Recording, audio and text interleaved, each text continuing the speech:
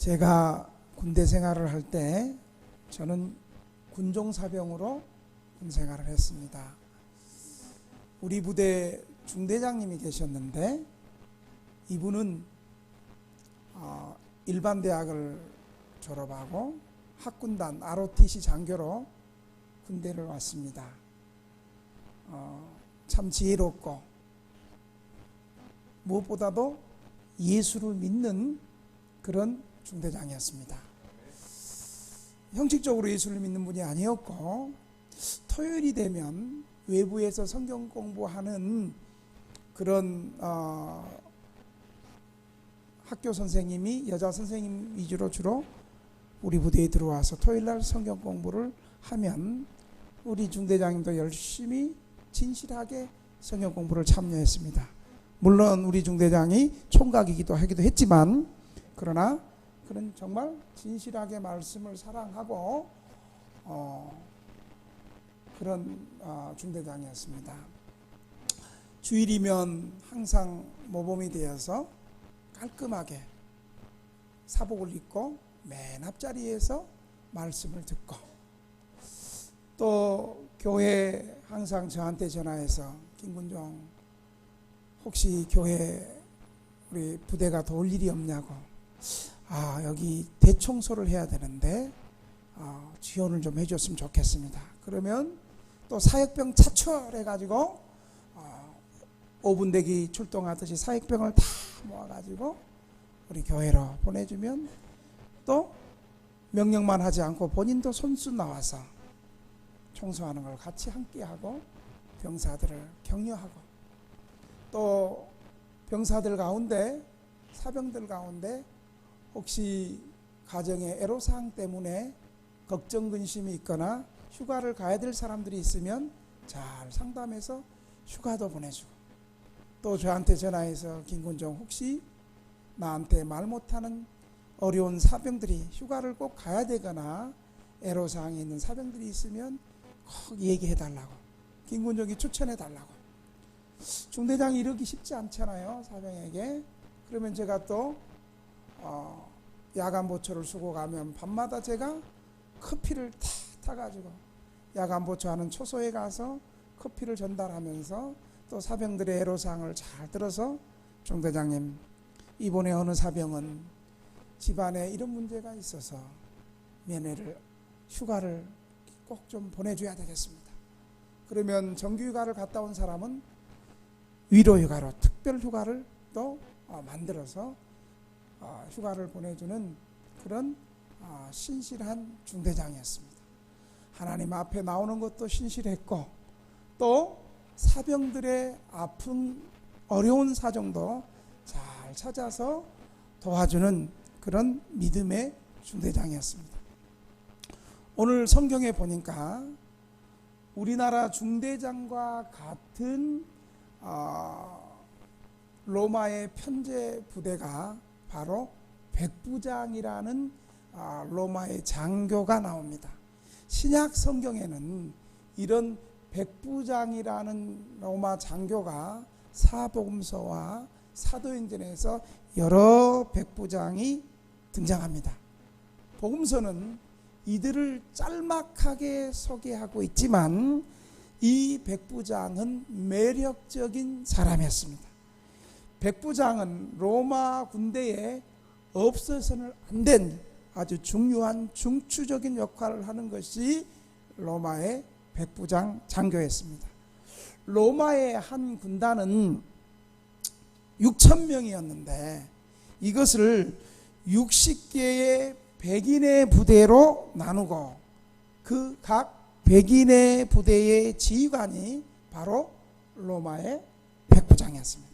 그러니까 우리나라 부대의 편제로 하면 중대장에 해당되는 장교 지휘관이 백부장이었습니다. 이 백부장은 장기 복무하는 로마의 장교였습니다. 정규군이었습니다. 이들은 군대를 훈련을 책임졌고 군대를 한데 묶고 있는 매개자였습니다. 평화시와 전쟁시를 불모하고 로마 군대의 사기는 이 백부장에게 달려 있었습니다.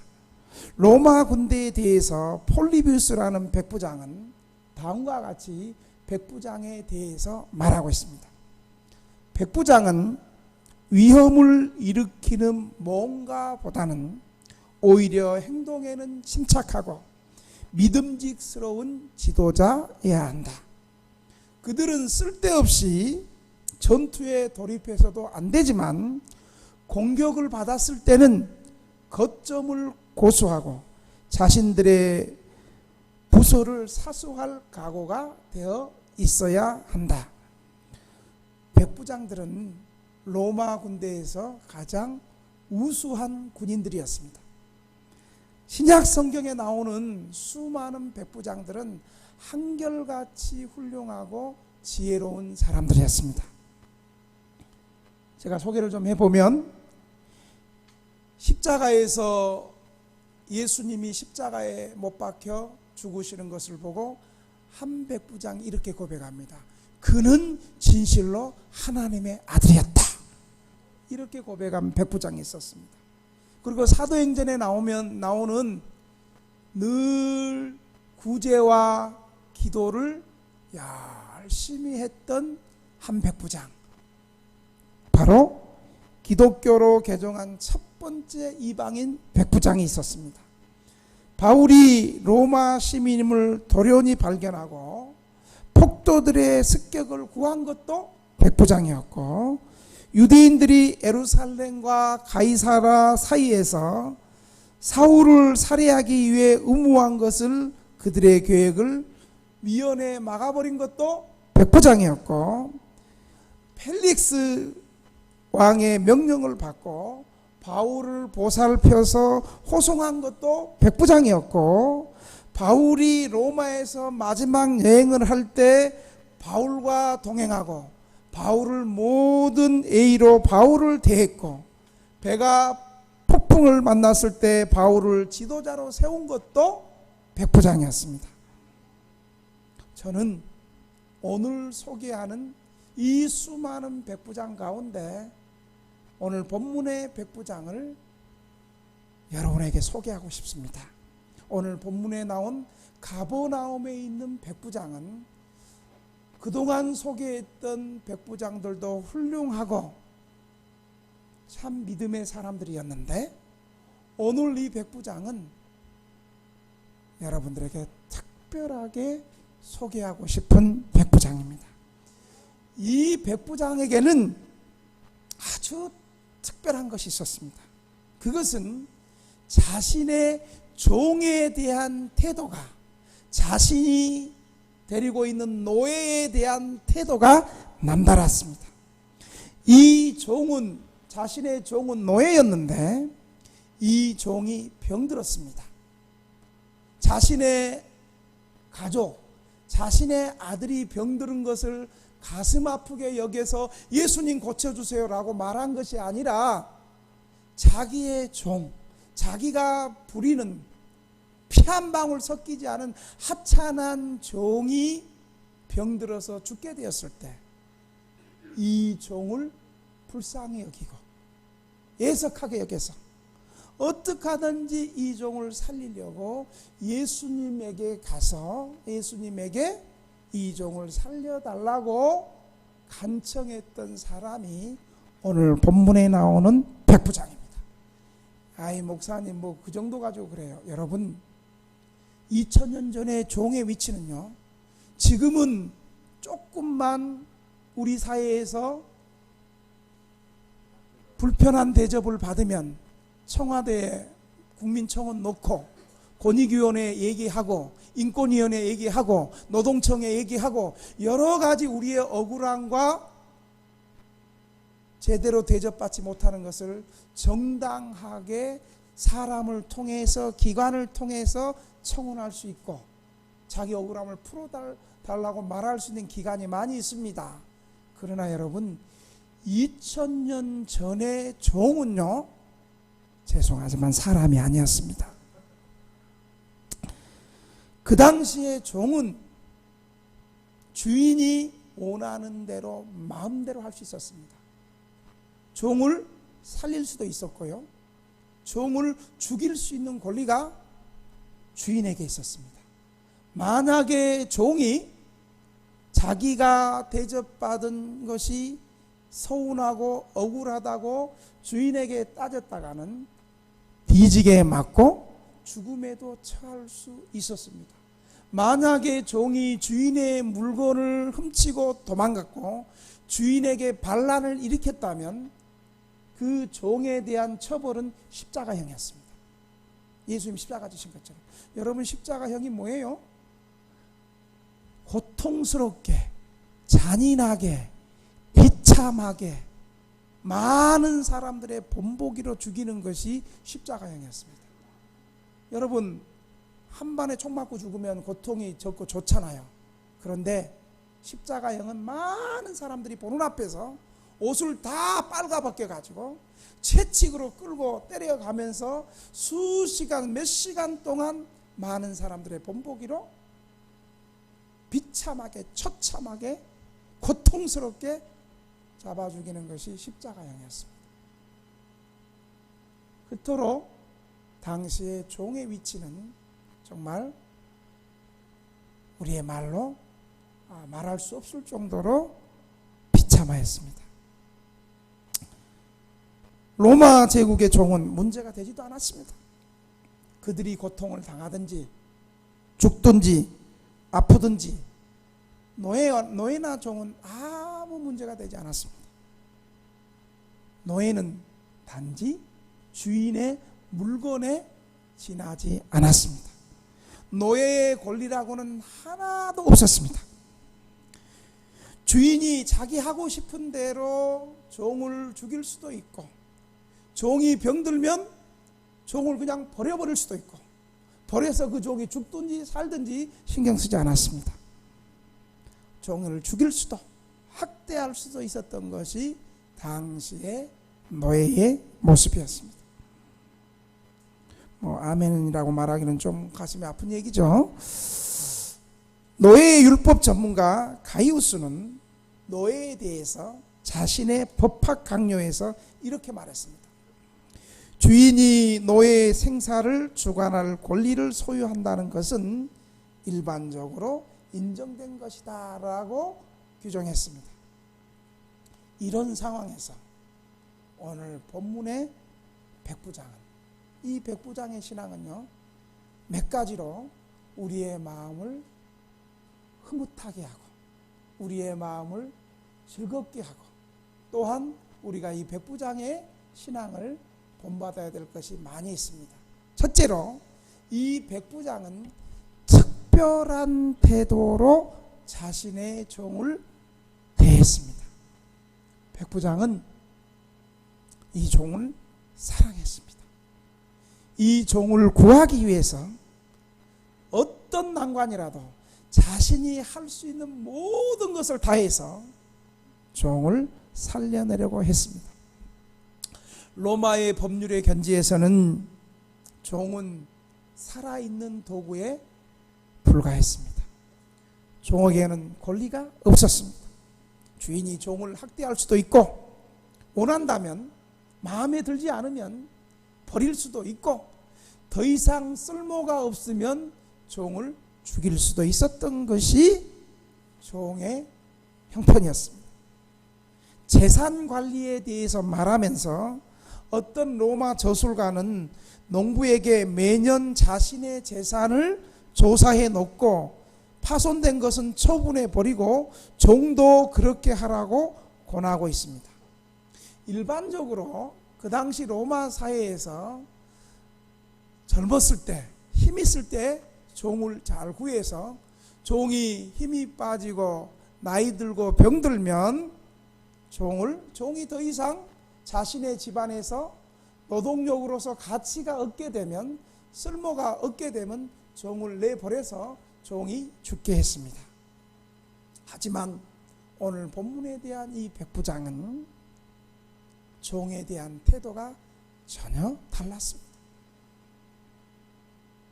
자기 종이 병들었다는 것을 알고 유대 장로들에게, 장로님, 우리 집에서 일하는 백부장이 병들어 죽게 되었는데 예수님에게 말씀해 주셨어. 꼭 당신의 예수님에게 말씀해 주셨어. 우리 종을 꼭 살려 주시옵소서. 그렇게 장로들에게 겸손하게 찾아가서 자기 아들이 병든 것이 아니고, 자기 부인이 병든 것이 아니고, 자기 딸이 병든 것이 아니고,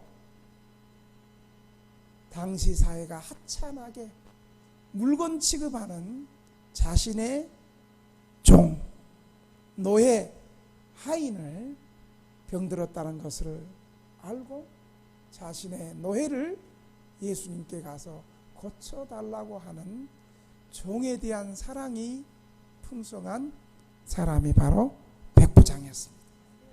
당시 사회에서 자기 노예를 사랑한다는 것은 상상할 수 없었고, 이처럼 종이 병들었을 때 낫게 하기 위해서 예수님에게 찾아간 사람도 없었습니다. 그런 것을 보면 백부장의 인격은 훌륭한 믿음의 인격자였음을 볼 수 있습니다. 이 백부장이 예수님에게 처음 나왔을 때 예수님은 그 당시 종과 주인의 관계를 잘 알고 있었기 때문에 예수님의 마음이 감동되어서 예수님이 이 백부장의 소원을 들어줄 수밖에 없을 정도로 백부장은 사랑이 많았고 온유한 사람이었음을 알 수 있습니다. 여러분, 사랑은 언제나 수많은 사람의 허물과 죄악을 덮어줄 뿐만 아니라 사랑이 흘러가는 곳에서는 이렇게 모든 사람을 감동시키고 행복하게 하는 힘이 있습니다. 인간에 대한 관심이 큰 사랑은 항상 예수 그리스도에게 가까이 있게 되는 것입니다. 사랑하는 등대교회 성도 여러분, 우리도 서로 좀 불쌍히 여기며 삽시다. 우리의 구원의 기초가 하나님이 우리를 불쌍히 여기시고 우리를 구원해 주셨다는 사실을 여러분 기억하시길 바랍니다. 사도 바울은 이 사실을 에베소서 2장 4절에서 5절에 이렇게 말하고 있습니다. 우리 같이 한번 읽어보겠습니다. 시작. 긍휼이 풍성하신 하나님이 우리를 사랑하신 그 큰 사랑을 인하여 허물로 죽은 우리를 그리스도와 함께 살리셨고 너희는 은혜로 구원을 받은 것이라. 우리 하나님을 소개할 때 어떻게 소개해요?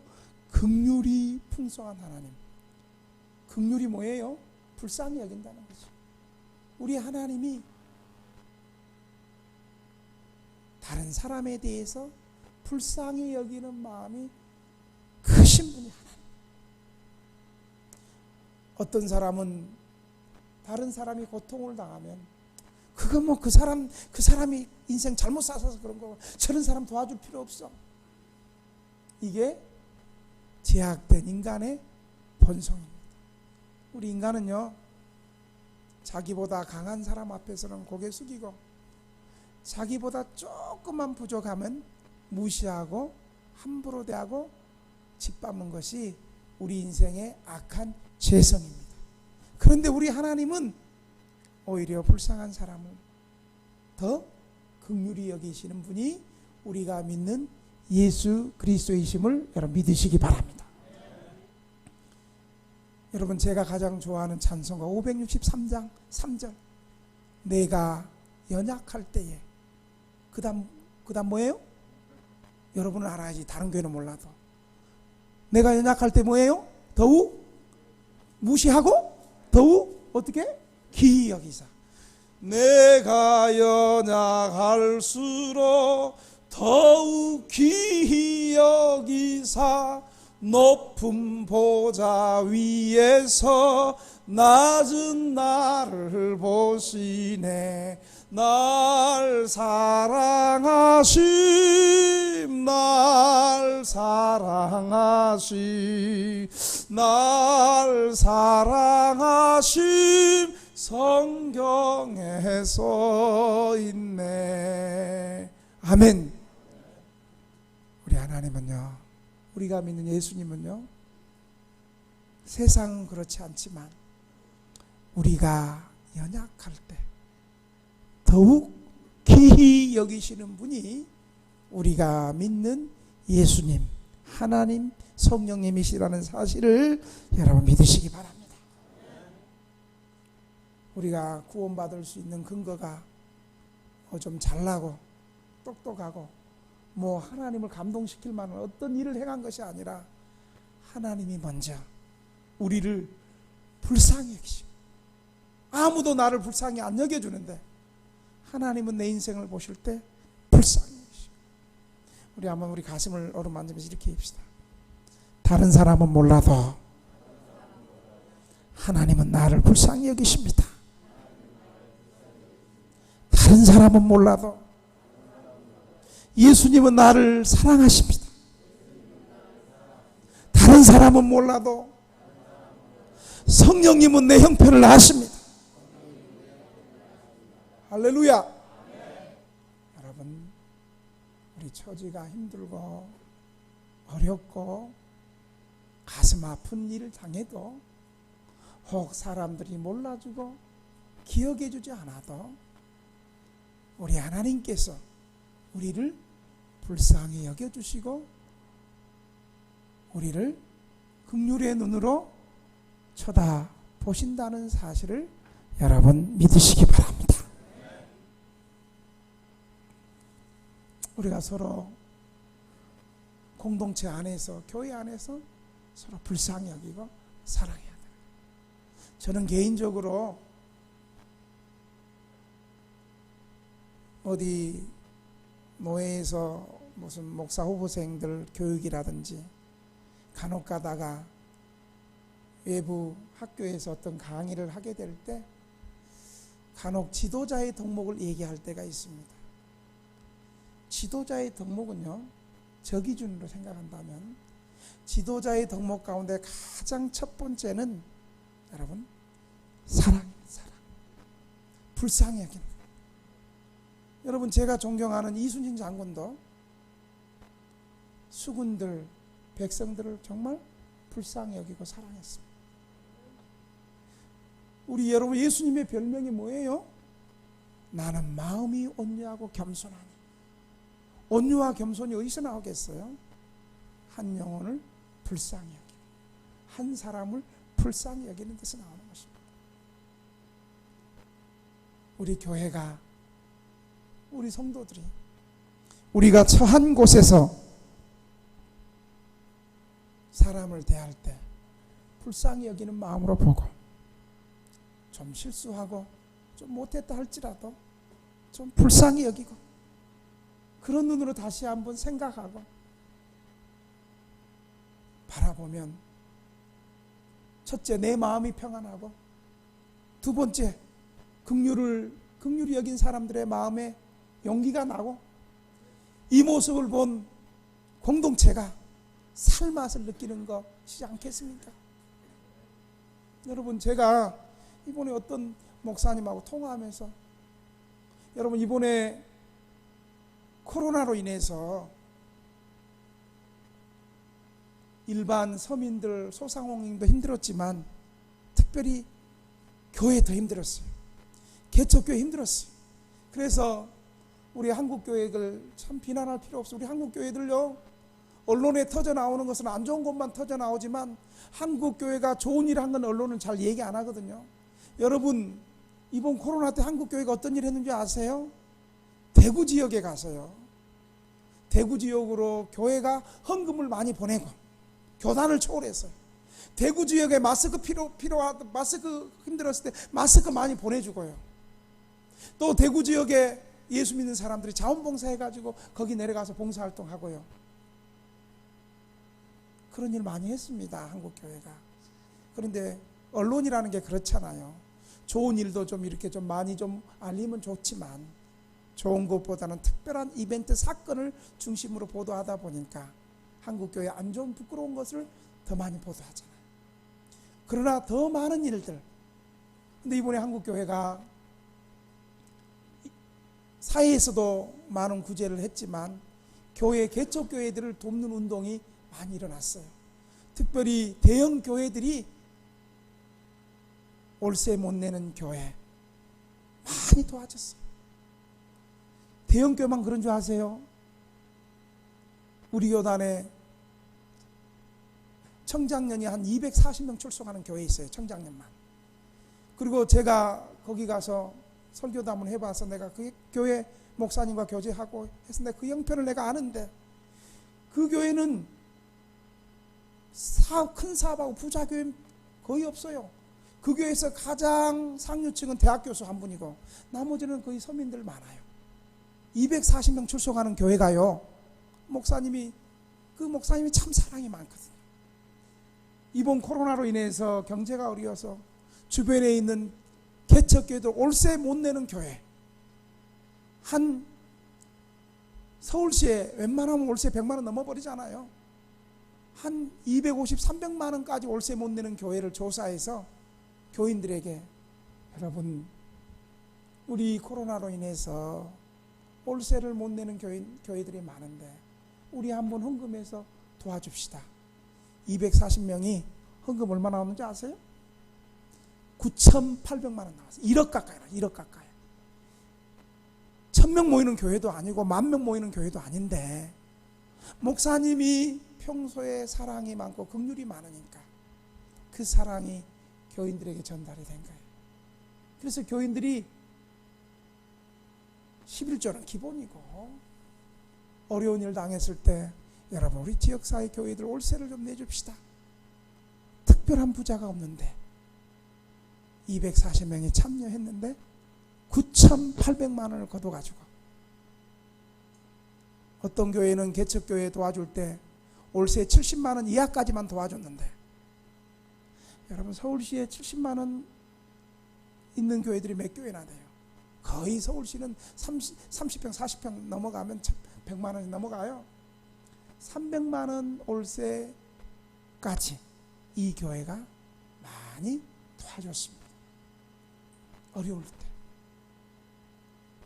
어려운 일 당할 때 서로 불쌍히 여기고 긍휼히 여기고 사랑하는 거, 정말 하나님의 백성들이 해야 될 일입니다. 그래서 사도 바울은 에베소 교회를 향해서 이렇게 말해주고 있어요. 에베소 4장 32절 이렇게 말하고 있어요. 에베소 4장 32절 같이 한번 읽겠습니다.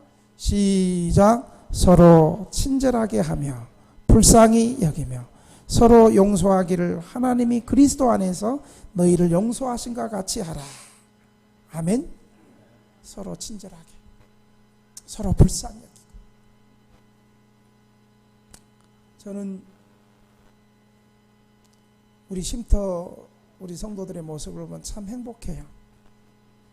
우리 쉼터 성도들이 어려운 위기를 만나가지고 서로 돕고 서로 이해하고 항상 어려운 사람을 도와주는데 우리 쉼터 성도들이 참 앞장을 서고 있어요. 초창기에 쉼터 성도들은 어쩌면 교회 짐이 되고 술 먹고 들어와가지고 교회가 도와줘도 감사할 줄 모르고 엎어버리고 그랬는데 세월이 필요해요. 그래서 여러분 우리가 한 10년 지나니까 우리 쉼터 성도들도 착하고 영적 에너지가, 우리 교회 영적 에너지가 그대로 또 투영돼서 그런지 모든 어려운 일을, 힘든 일을 하는데 맨 중심에 우리 쉼터 성도들이 있어요. 이번에도 우리가 월요일날 범소풍 갈 때 혼자 불편해서, 몸이 불편해서 거동할 수 없는 휠체어를 타야 되는 우리 성도들을 여러분 낙산사 저 꼭대기 정상까지 밀어주고, 또 계단 있는 건 들어가지고 계단을 옮겨주고, 그리고 우리 성도들 가운데 좀 길눈이 좀 어두운 사람이 있으면 병원도 동행해주고, 이해력이 좀 부족한 사람이 있으면 관공서에 가서 서류 작성하는 것도 도와주고 힘든 모든 일을 섬기는데 우리 쉼터 성도들이 중심에 있었습니다. 여러분, 쉼터 성도들, 우리 쪽방 성도들, 또 임도주택에서 오는 성도들이 쉼터 성도들 함부로 대하지 않기를 바랍니다. 귀하게 여기고 불쌍히 여기고 감사하고 사랑했으면 좋겠습니다. 이런 적은 것 하나하나들이 모여서 오늘 본문에 나오는 백부장이 자기의 병든 종을 사랑해서 고칠 수 있게 된 것입니다. 적은 도움에서, 적은 헌신에서 기적을 이룰 수 있는 큰 도움과 헌신이 나타난다는 사실을 여러분 기억하시길 바랍니다. 두 번째로 백부장의 신앙은 하나님을 믿는 믿음으로 유대인을 사랑하여 회당을 지었습니다. 여러분 오늘 5절 한번 읽어볼까요? 5절 시작. 그가 우리 민족을 사랑하고 또한 우리를 위하여 회당을 지었나이다 하니, 이거 누가 한 소리인 줄 아세요? 유대 장로들이 예수님에게 청혼한 거예요. 예수님, 지금 우리 관하에 있는 백부장의 하인이 병들었습니다. 이 백부장은 우리 유대민족을 사랑해서 우리 유대민족을 위해서 회당을 지어줬습니다. 정말 하나님 사랑하는 사람입니다. 우리 유대민족 사랑하는 사람입니다. 이 백부장의 이런 선한 삶이 있으니까 이 백부장의 종을 예수님이 고쳐주는 것이 합당하다고 생각합니다. 제발 좀 고쳐주십시오. 간절히 예수님에게 구하고 있는 거예요. 유대 장로들에게 이 백부장의 신앙은 바로 하나님을 믿는 믿음이 있었고, 하나님을 믿는 믿음이 있었기 때문에 유대 회당을 고쳐준 거예요. 아니, 지어줬어요. 뭐 예배당 짓는다는 소리에 아멘 소리가 이렇게 적을 줄 알았어요. 혹시 또 내가 예배당 진짜 할까봐 우리 겁나가지고 또 아멘 소리 적게 할 줄 알았어요. 뭐 그게 아멘 하면 어떻게 하면. 다시, 백부장은 하나님을 믿는 믿음이 충만했습니다. 하나님을 믿는 믿음이 있었기 때문에 유대 회당을 지었습니다. 할렐루야. 설교가 잘 안 될 때는 할렐루야 한번 하고. 백부장이 유대인의 회당을 고쳐준 것은 어떤 다른 정치적인 목적이 있어서 그런 게 아닙니다. 순수하게 하나님을 사랑하는 마음으로 회당을 지어준 하나님을 믿는 믿음의 사람이었습니다. 로마 사람들은 자신들이 지배한 나라 백성들의 질서를 유지하기 위해서 종교를 장려하고 그들의 종교의 회당을 지어주기도 했습니다. 로마 사람들이 점령한 국가 백성들에게 그 나라를 종교를 인정하고 회당을 지어주는 것은 순수한 마음에서 해주는 것이 아니라 혹시나 폭동이 일어나지 않도록 그들을 잘 지배하고 다스리기 위한 정치적인 목적으로 많이들 지어줬습니다. 그러나 오늘 본문의 백부장은 하나님을 향한, 하나님을 사랑하는 충성스러운 마음으로 회당을 지었습니다. 그가 로마 사람인데도 외국인으로서 유대민족을 사랑하는 것은 유대민족이 여호와 하나님을 섬겼고 그 하나님에 대한 똑같은 믿음이 바로 백부장에도 있었기 때문입니다.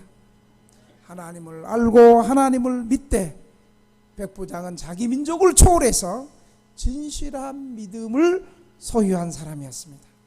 그래서 그는 하나님을 공경하는 회당, 예배당을 지어주었습니다. 백부장의 경건은 그저 마음에만 있고, 아이고 목사님 기도만 할게요, 나는 힘들어서 헌금은 못하고 그냥 기도만 할게요, 이게 마음에만 있는 것이 아니라 행동과 봉사에서 실제적으로 나타났습니다. 여러분, 우리 인생에서 가장 중요한 것은요, 돈도 아니고요, 건강도 아니고요, 권력도 아닙니다. 정말 중요한 것은 돈도요 항상 있는 것이 아니에요. 한순간에 후 하고 돈 날아가요. 건강요, 그렇게 건강했던 사람도 한순간에 건강 잃으면 끝이에요. 그렇게 높은 권력요, 권력에서 내려오면 감옥 가요. 역대 대통령들 가운데 권력에서 내려와서 감옥 안 간 분도 있지만 대부분 감옥 갔잖아요. 곤불장십 이런 말도 있잖아요. 권력이 길어봤자 10년이 10년. 우리는 그동안 한국의 역사와 세계 역사를 봐서 인생이 덧없고 권력이 아무것도 아닌 것을 봤습니다. 우리 인생에서 가장 큰 축복은, 가장 중요한 것은 하나님을 알고 이 하나님을 믿는 믿음이 가장 중요하다는 사실을 기억하시길 바랍니다. 인생이 다 돈으로만 된다면 좋겠지만, 인생이 여러분 다 돈으로 됩니까? 인생이 돈으로만 되는 것이 아니고 믿음으로 되어진다는 사실을 기억하시길 바랍니다. 인생의 가장 큰 축복은 하나님을 믿는 믿음으로 사는 것입니다. 가난해도, 병들어도, 돈이 없어도, 또 돈이 많아도 우리 인생은 하나님을 알고 이 하나님을 내 인생의 주인으로 모시는 것이 축복입니다. 하나님을 믿는 믿음은 하나님이 이 땅에 구세주로 보내주신 예수 그리스도를 나의 구주로 믿는 믿음입니다. 예수님 믿을 때 우리의 모든 죄가 다 용서되고 죽음의 저주에서, 원수 마귀의 저주에서 해방되고 하나님의 백성이 되는 축복을 받게 됩니다. 이 땅을 사는 동안 하나님의 인도하심과 구원의 보장을 받고 살아갈 때에, 때로는 고난을 당하고 환난을 당할 때에 주님을 의지함으로 담대히 그 고난을 통과할 수 있는 힘과 능력을 하늘로부터 공급받게 되는 것입니다. 이 믿음의 비밀인 예수 그리스도를 믿는 이 믿음을 여러분 가지시기를 바랍니다. 세 번째로 백부장의 믿음은 겸손했습니다. 여러분 6절 한번 볼까요? 시작. 예수께서 함께 가실새 이에 그 집이 멀지 아니하며 백부장이 벗들을 보내 이르되 주여 수고하지 마옵소서, 내 집에 들어오심을 나는 감당하지 못하겠나이다. 백부장은 이방인으로서 엄격한 유대인의 집에 들어가는 것이 율법상 금지되었다는 것을 잘 알고 있었습니다. 그리고 엄격한 유대인이라면 이방인이 자기 집에 들어오는 것을 허락하지도 않았고 상종도 하지 않는다는 것을 잘 알고 있었습니다. 그럼에도 불구하고 백부장은 예수님께 나아가서 자기 문제가 아니라 자신의 종을 치료하여 달라고 점령국의 군대 장교가 겸손하게 예수님께 나아간 것입니다. 그는 예수님에게 오라고 하지 않고 유대인 친구들에게, 장로들에게 예수님께 가달라고 부탁했습니다. 늘 명령에 익숙했던 이 사람은 진정으로 위대하신 예수님 앞에 놀라우리만큼 겸손했습니다. 예수님께 이렇게 말합니다. 주여, 내 집에 들어오심을 나는 감당할 수 없습니다. 이것은 백부장의 겸손을 나타내고 있습니다. 그런 막강한 지배국의 군대 장교로서 교만하기 쉬운데 그럼에도 불구하고 도리어 이렇게 겸손했습니다. 이것은 환경과 처지와 지위의 유혹을 극복한 겸손입니다. 인간은 환경과 처지에 따라서 교만하기 쉽습니다. 그러나 그것을 이기는 자는 하나님 앞에 큰 상급을 받습니다. 왕으로서 겸손한 자가 쉽지 않고, 부자로서 방탕하지 않은 자 별로 없고, 군인으로서 포악하지 않는 자가 많지 못합니다. 이렇게 인간은 환경과 처지에 노예가 될 만한 연약한 인생입니다.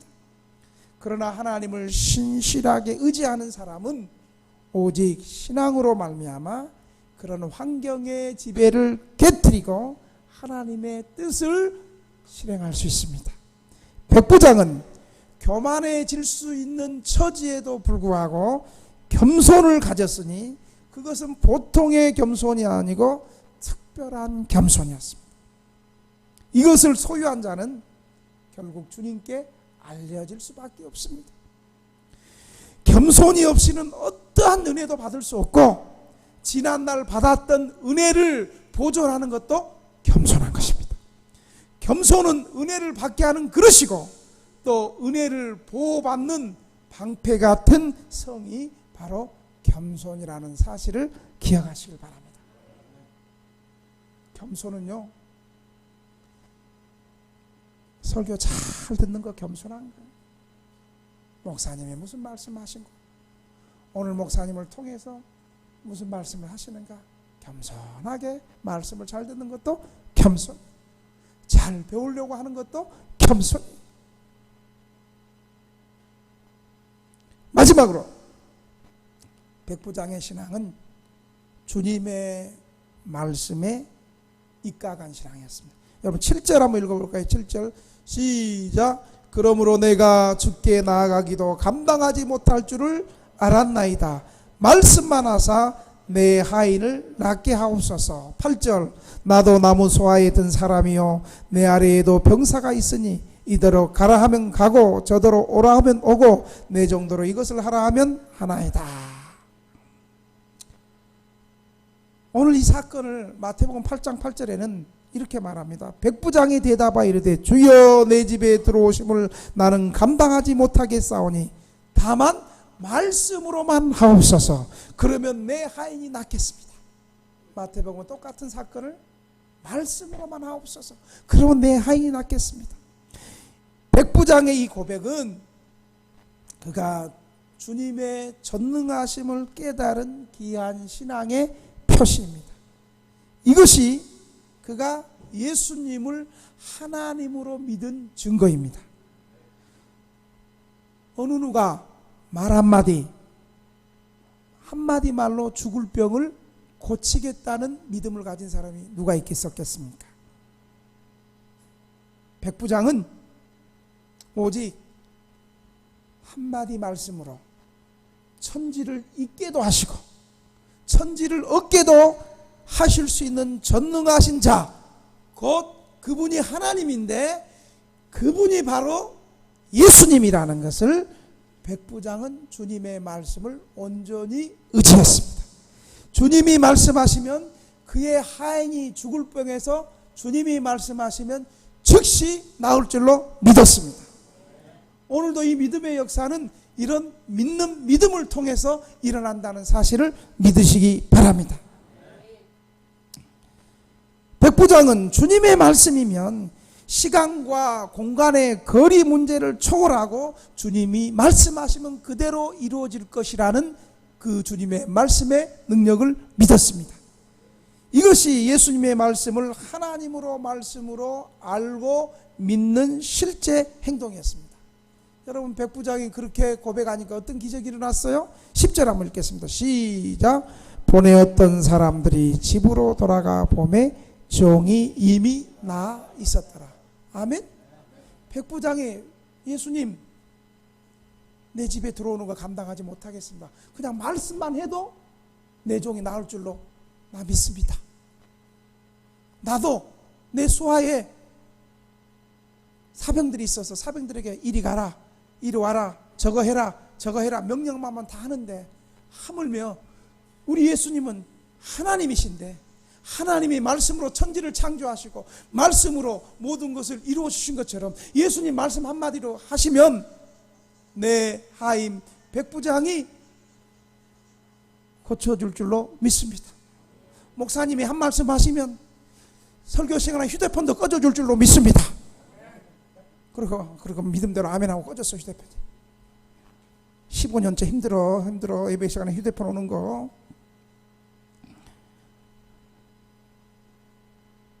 백부장이 이 말을 하고 진짜 이 말씀대로 믿었더니 사람들 집에 보냈더니 연락이 온 거예요.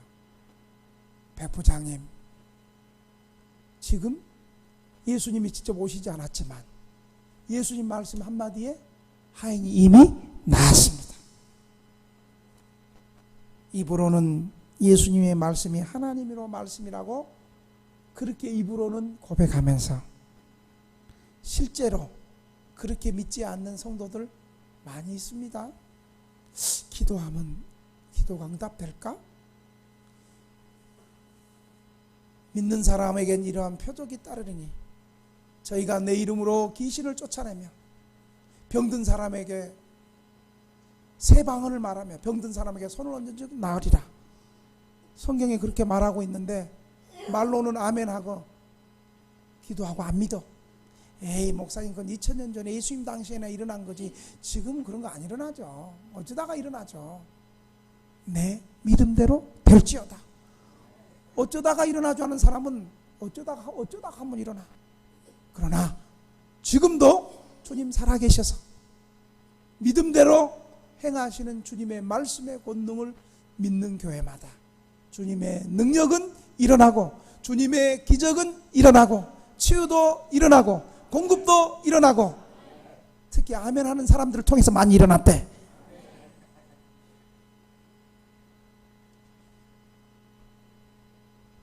말씀만 하여도 된다고 믿는 믿음은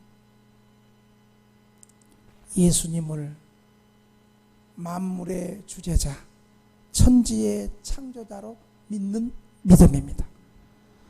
만물 중에 그 무엇이든지 주님의 명령 아래 주님의 뜻하신 바대로 움직여지는 것을 믿는 것은 진실로 인간의 생각으로만 된 것이 아니고 주님의 은혜로 되어진다는 사실을 믿으시기 바랍니다. 이제 말씀을 맺겠습니다. 여러분, 이 사건을 보고